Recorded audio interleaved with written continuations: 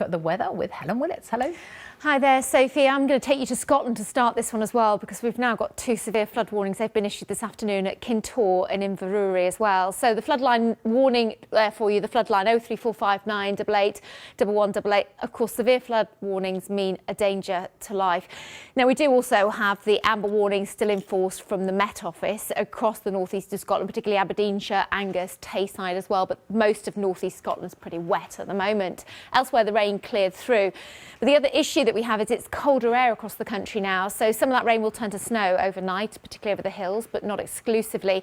And of course, with temperatures falling as well, it's going to be quite icy. We've got this next little fly in the ointment as well towards morning, running in across Northern Ireland and into southern Scotland, and this could give us some snow, especially over the hills, but it's perilously close to the central lowlands. We'll need to keep an eye on that one for the rush hour. Obviously, it's going to be icy anyway.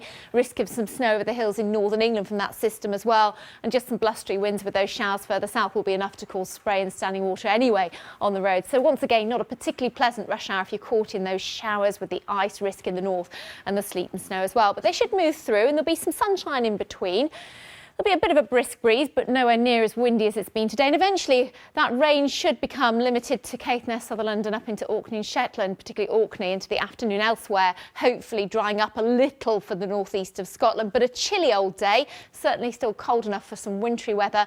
And then as we move into the weekend, unfortunately, the devil's in the detail here. We've got another area of low pressure coming in, sitting across the country. Where it comes to lie will determine where we see the wettest weather, but clearly there'll be more rain with low pressure sat across the country. Further rain, so of course a real risk of further flooding. Change on the way thereafter. Colder weather comes in anyway over the weekend, but more rain potentially Monday. Thereafter, we might see something a little bit drier, but it's a long way off, and between now and then there are plenty of warnings. They're all on the website. Hand you back to Sophie. Helen, thank you. A reminder now of our main story this